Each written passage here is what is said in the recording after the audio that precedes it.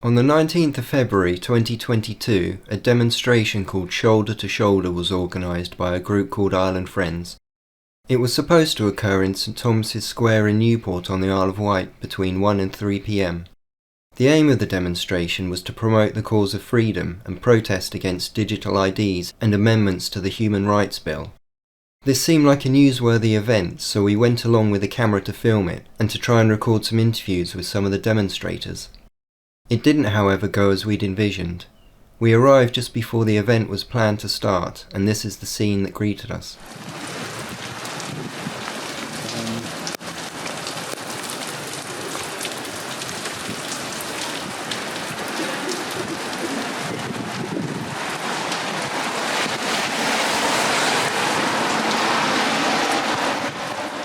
We stuck around for the duration and walked around the church at the centre of the square just in case anything did occur.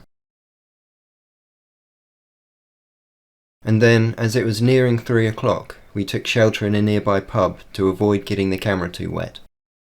At the bar we encountered a lady called Ellen, who, like us, had come to Newport that day to be a part of the demonstration. She was a Canadian who had come down from Cowes to stand shoulder to shoulder and show her support for the demonstration. Apart from the friend who accompanied her, she was the only person we could find that day who had come to attend the demonstration. So with her kind permission, we interviewed her. We'll share highlights from that interview at the end of this video, but first we'd like to comment on what happened, on why nobody showed up. If thousands of truckers can survive freezing temperatures for weeks on end to demonstrate in Canada, surely residents of the Isle of Wight could have withstood a little rain to protect their freedoms and human rights. So what did go wrong? We can only speculate here, but we're going to outline a few factors which may have contributed to this non-event. Firstly, the event wasn't advertised very widely. It wasn't announced on the Island Friends website, for example, who are the people that were organising it. It wasn't on their social media accounts, because they don't seem to have any social media accounts. And when we emailed them to make inquiries several times over the course of several weeks, we didn't receive a single response. The only place we could find this event advertised was on a Telegram post. For those of you who don't know, Telegram is an app similar to Twitter. Flyers were designed, guest speakers were booked, but the organisers didn't spread the word to island residents. There were no videos, no leafleting, no posters, no press release, no social media campaign, and so nobody knew the event was occurring. This video isn't intended to criticise the organisers, it's intended to look at what went wrong, in order that these oversights can be corrected the next time something's planned. Events need organising. There should be bustling communications and a strategy for maximising exposure on the smallest possible budget. And we did in fact reach out via the Island Friends contact form and email address to try and help out with these things by making videos on the Island Friends projects. But when the people who manage the website don't respond to those messages, there's not much help you can give them, other than to look at what went wrong after the fact, to consider the unfulfilled potential, and to try and learn from the oversights the next time something's planned. So that's what we've tried to do here, as objectively and constructively as possible. If anyone would like to comment and respond to this video, including Island Friends, we'd love to open up a dialogue with you, and we'll post any follow-up comments here on this channel. Thanks for watching, and see you again soon. Here are some highlights from the one interview that we were able to capture that day. What made you come to St Thomas's Square today? Okay, well, my friend and I have been staying in Cowes, myself for the past month, her for 2 months. We are big fans of David Icke, but we're also big fans of freedom. And with what's been going on in Canada, we felt like we needed to stand up and stand together with the people of the Isle of Wight and say freedom is the most important thing in the world. And we know it because we've experienced lack of. Okay. So that's really why we're here. And we came through the storm, through the rain, because it was important to us. We felt it was really important. Where did you hear about this demonstration? How did you know it was? Telegram. I heard about it on Telegram, and my friend Teresa heard about it on, she receives emails from David Icke, and he said he would be here. So yeah, that's where we heard about it. Other than that, yeah, it would be very difficult to find out. You really have to search, which is unfortunate. Can you tell us a little bit about what's going on in Canada? It is painful. It's horrible. I have been, kind of locked up for a year and a half. Just background personal, my husband had a stroke, so I was taking care of him through the whole COVID lockdown, which was challenging to say the least. No doctor's appointments, no rehab, it was just, so I was like dealing with it from my own intuition, my own wits, my own knowledge, doing research, trying to figure out what to do. So that was challenging enough. And then he passed away in June of last year, which brought me face to face with the real challenges that are going on in Canada, which is the divisiveness between people who are vaccinated and unvaccinated. I am unvaccinated. It's always been my medical choice. I would never be vaccinated.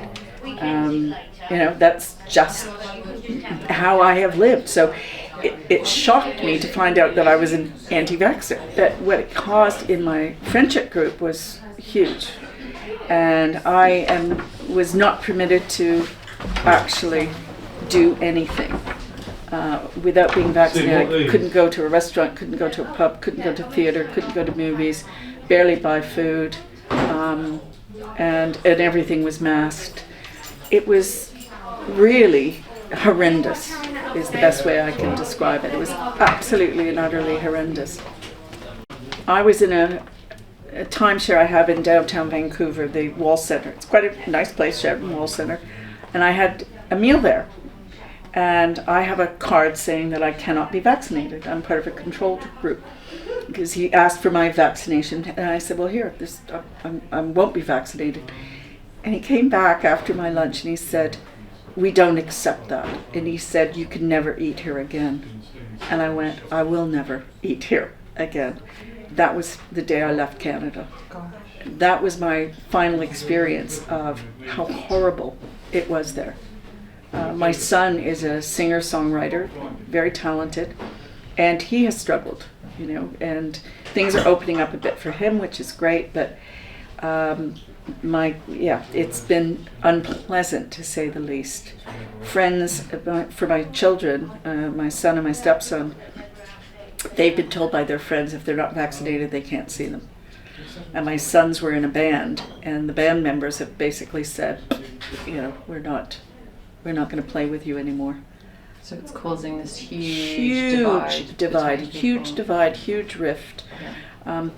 I'm curious at this point whether what's going on with the truckers in Ottawa and that whole thing seems to be waking people up. They're starting to see how tyrannical it is. For Trudeau to impose the emergency measures, which really is the Emergency War Measures Act, which his father imposed in 1970, which was also ridiculous, and I was there. People were pulled over for absolutely no reason. For him to do that without the assent of Parliament is huge and illegal, absolutely illegal. So for people who actually understand the law or understand what he's doing, hopefully they're waking up and seeing that this is wrong. It's bad and wrong. It should not happen. People have no idea about the truckers movement. Like literally no idea. And it's true in Canada as well. Really? Yeah. The mainstream media has censored it completely. Okay, that's and when it is mentioned, it's this, first Trudeau referred to it as a fringe minority. Hundreds of thousands of people, thousands of trucks, I don't think so. And then they were terrorists, so they have, defunded them.